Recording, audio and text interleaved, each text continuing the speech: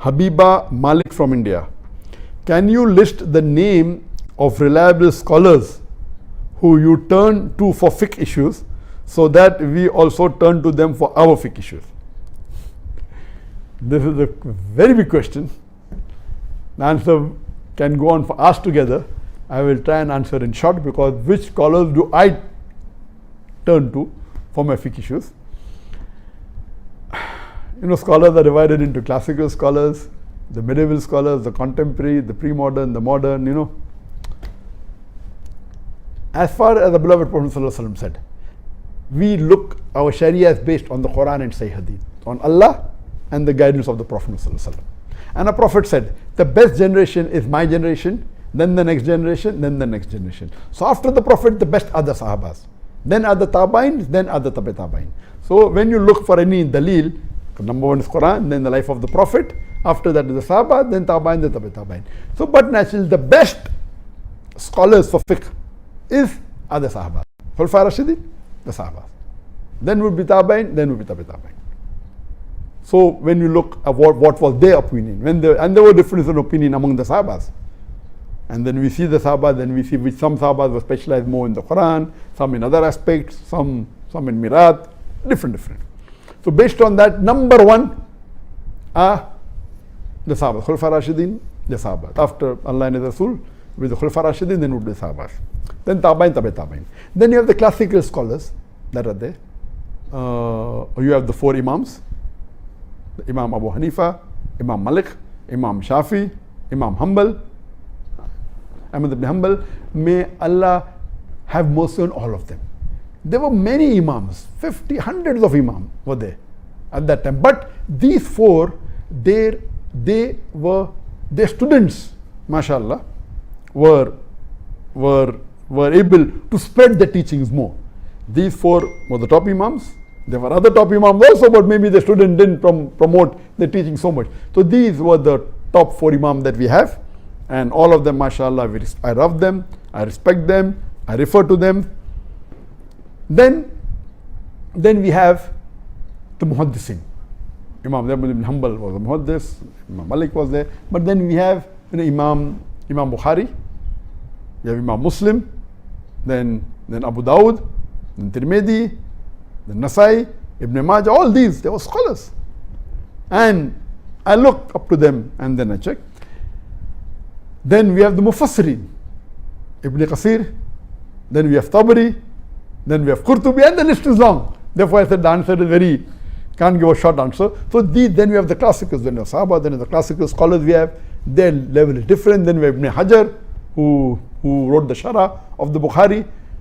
Many. Then we have you can keep on naming, but these are the ones that I can recollect now.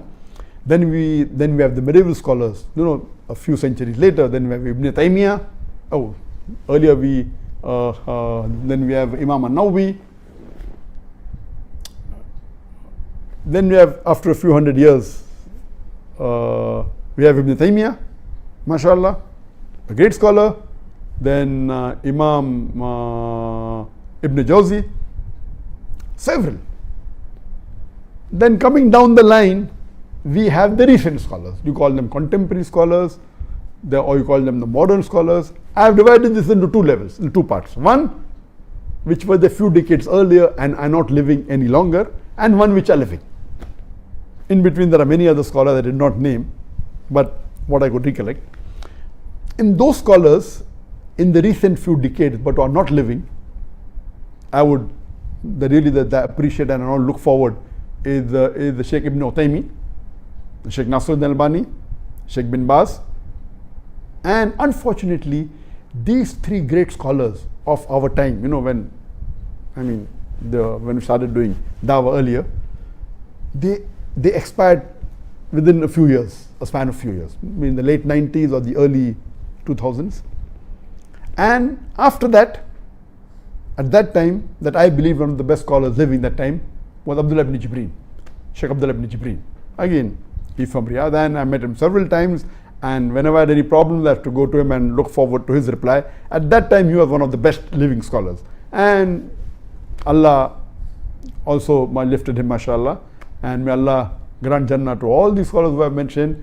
May Allah's mercy be on all of them, rahimullah. Now that we have among the scholars, really frankly now we have very few handful of scholars who we can really call them scholars. Scholars are many, but we really can, the level of fiqh and the level of intelligence and the way to reply and to analyze. According to me, one of the best scholars today living, or two best scholars, one would be Sheikh Muhammad Hassan Addadu. He's from Mauritania, but since the past few years he's living in Turkey, in Istanbul, and I've been meeting him for several years. Alhamdulillah, the last I met him was at the KL summit, and before that when I was in Turkey. He is one of the best living Islamic scholars in the world, as well as Sheikh Abdul Aziz At-Turaifi. And the other one that I can think of and I can name is Sheikh Muhammad Salim Munajjid. And all these scholars, every year, mashallah, I meet them many times. For the last several years I've been meeting them. Except, now some of them are in custody.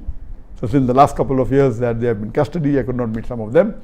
So these that I can think of today are the top scholars I know I refer to. But you have to realize that there are different specialities. For example, there's the speciality of Islamic finance. In Islamic finance previously, I know, I used to discuss with Dr. Umar Chapra. He's an Indian, then became a Saudi. And Dr. Siddiqui, he's from India again. And they were very well learned in Islamic finance. And the one that I gained the maximum knowledge as far as Islamic finance is concerned is Dr. Hamid Hassan. He's an Egyptian, he's yet alive, but very old, may Allah give him health. And later on, he spent many years in Pakistan, and he was the founder of the Islamic University in Islamabad in Pakistan. And he was the one who made the university. He was the rector for many years. I think he spent 19 years there, if I'm not mistaken. Then he shifted to Dubai, and he is, mashallah, according to me, the father of Islamic banking. He was the chairman of more than 20 Islamic banks. He has converted many conventional banks to Islamic bank. And the maximum knowledge that I gained when I sat with him for hours together, we also invited him to Bombay for the Islamic Peace Conference, I think in 2007 or 2009, I don't remember. So in terms of Islamic finance knowledge, one of the best scholars today living is Dr. Hamid Hussain Hassan. And the other one is Mufti Taqi Usmani. MashaAllah, Maulana Mufti Taqi Usmani is also a great scholar. These two scholars are one of the highest in the field of Islamic finance. He's from Pakistan, and I met him a couple of times when he came to Malaysia. MashaAllah, he has great knowledge. And what we find that in finance, the Hanafi fuqaha, the Hanafi scholars have done more advanced research on Islamic finance as compared to others.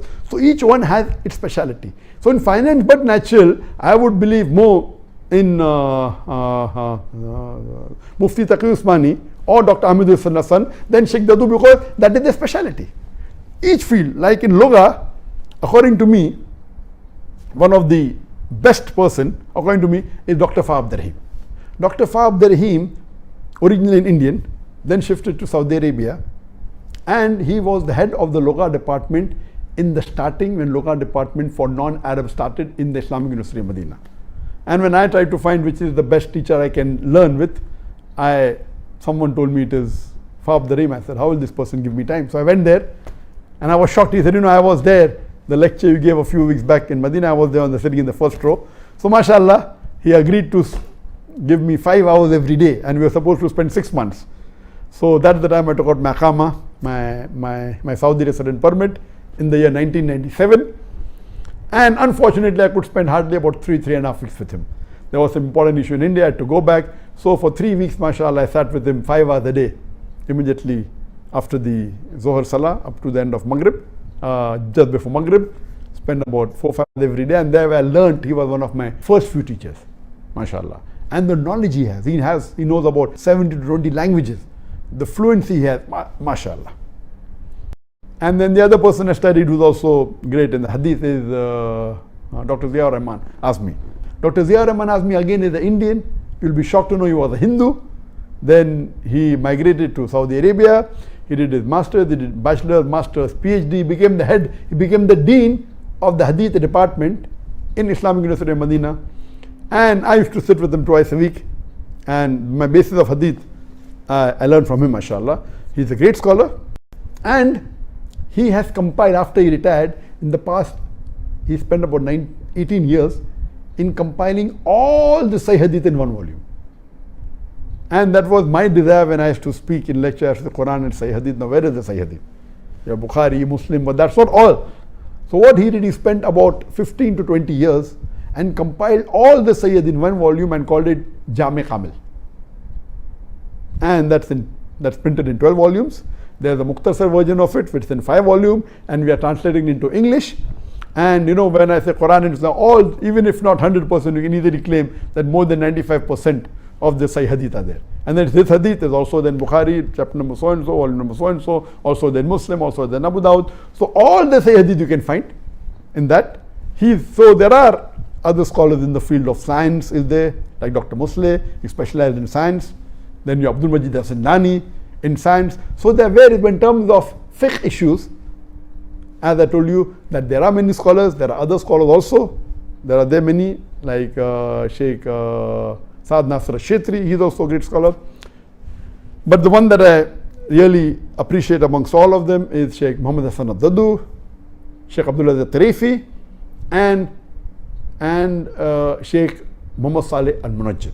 And what Sheikh Muhammad Saleh al-Munajjid has done, that mashallah, he has his own website, Islam Q&A, which is the most popular Islamic website in the world and most popular site for fatwa. If you have any questions, the best answer you can get is go to Islam Q&A. It's in 14 languages.